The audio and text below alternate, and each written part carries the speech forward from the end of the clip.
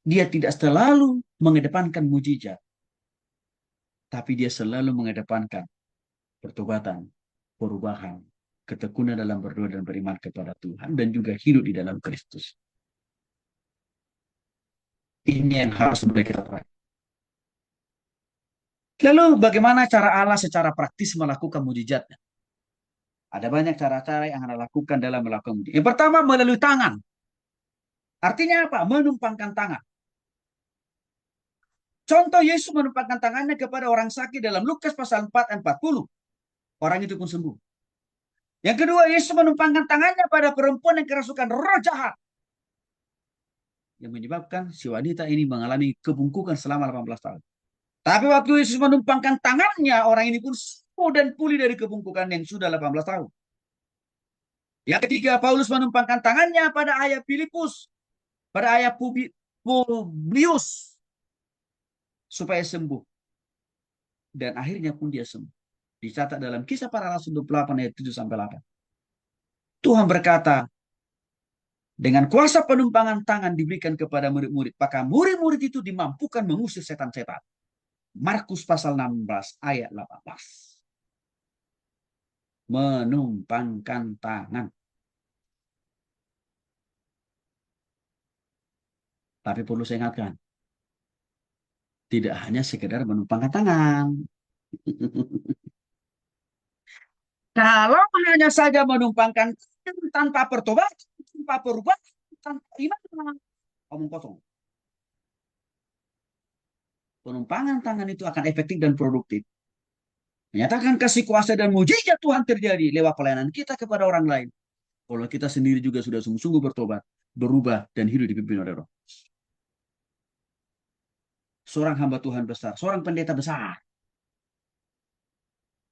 Kalau tanpa pertobatan, tanpa perubahan, tanpa kelahiran baru, dia mengikut kepada jemaat itu doa berkat, tidak mungkin, tidak guna.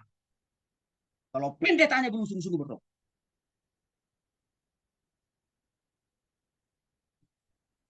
Kalau jemaat kan nggak tahu ini.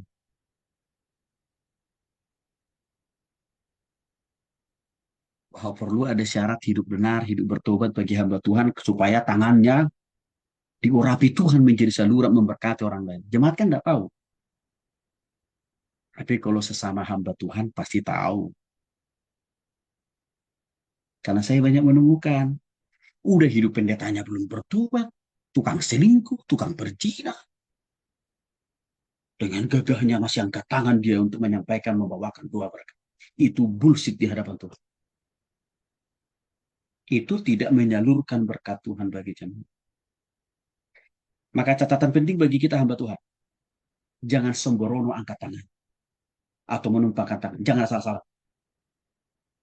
Hati, pikiran, perasaan, totalitas hidup. Harus benar di hadapan Tuhan. Maka Bapak Ibu tahu, sebelum saya menumpangkan tangan, mengangkat tangan, membawakan doa berkat, atau mendoakan orang, saya berdoa di dalam hati saya, supaya Tuhan kuduskan, sucikan hati, pikiran, perasaan saya dulu.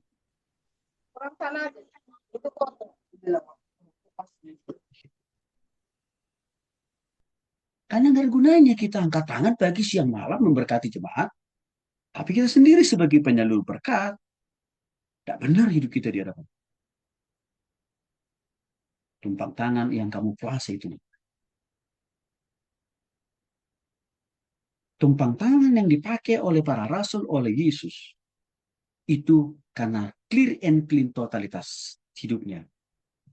Kudus dan suci di hadapan Tuhan. Maka waktu dia tumpang tangan, powerful, berkuasa maksudnya, mujizat Tuhan terjadi. Jadi jangan serampangan tumpang tangan.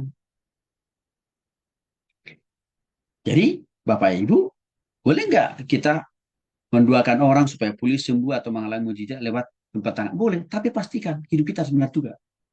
Pikiran kita, totalitas kita harus kudus juga. Supaya tidak sia-sia angkat tangan kita. Supaya tidak sia-sia tumpang tangan kita untuk kepada Tuhan.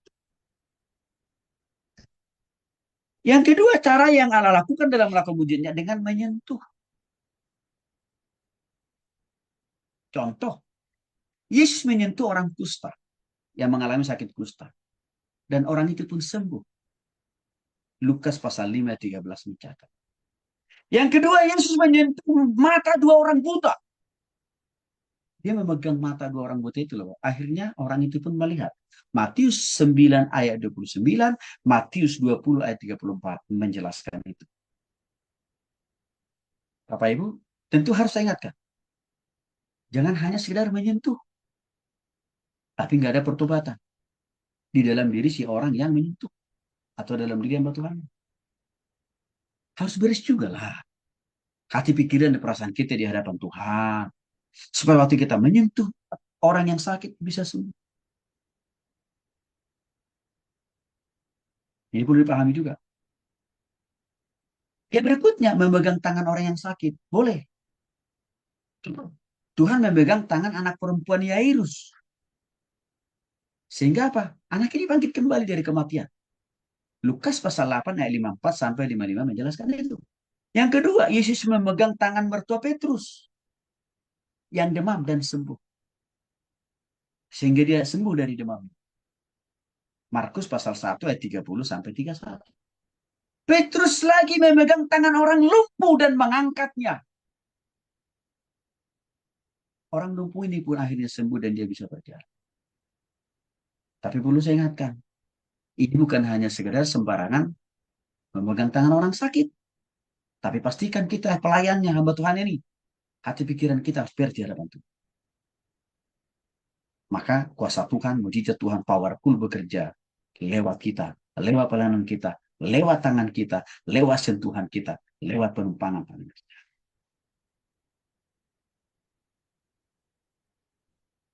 Yang berikutnya, cara yang Allah lakukan melakukan mujizat melalui apa? Mengurapi orang yang sakit dengan memakai minyak zaitun. Tentu yang telah didoakan supaya minyak ini dikuduskan dan disucikan oleh Tuhan. Bukan minyaknya yang berkuasa, tapi kuasa Tuhan yang bekerja lewat minyak itu. Ya, murid-murid menyembuhkan orang sakit dengan mengurapi mereka dengan pakai minyak. Markus pasal 6 ayat 13. Yang kedua, mengurapi orang sakit dengan minyak di dalam nama Yesus. Dan orang itu pun sembuh. Yakobus pasal 5 ayat 14. Tapi saya harus ingatkan, ya, hidup orang yang memakai minyak urapan itu, hidup orangnya loh hamba Tuhan ini, harus benar di hadapan Tuhan. Harus sudah sungguh-sungguh berlahir baru, bertobat, dan hidup di Roh Kudus. Inilah cara-cara yang dipakai oleh Yesus. Nah, hati-hati. Jangan kita memutlakan salah satu cara yang ada di sini menjadi satu-satunya cara. Contoh, Bapak Ibu. Hari-hari ini, banyak orang memutlakan harus pakai minyak zaitun. Baru mujizat terjadi. Itu berita hoax dan cenderung penyesatan. Itu kan ada, dan itu dipopulerkan oleh salah satu denominasi gereja. Kan saya bisa sebutlah. Itu menyesatkan orang itu. Maka terjadilah apa? Komersialisasi minyak urapan. Sehingga apa? Kesembuhan, mujizat hanya terjadi kalau pakai minyak urapan. Itu hoax, penyesatan itu. Harus kembali ke hidup orang yang memakai minyak urapan itu. Harus kudus dan suci. Ditambah iman. Semua dengan minyak urapan. Minggu depan akan kita bahas panjang lebar. Apa itu minyak urapan? Bahannya dari mana? Dan apakah minyak urapan yang dipakai oleh gereja-gereja hari ini orisinil atau jangan-jangan kau? Apa akibat yang ditimbulkan terhadap penyalahgunaan minyak urapan? Kita akan bahas minggu depan. Penyembuhan lain yang juga Yesus lakukan selain penumpangan tangan, memegang orang yang sakit dan lain sebagainya.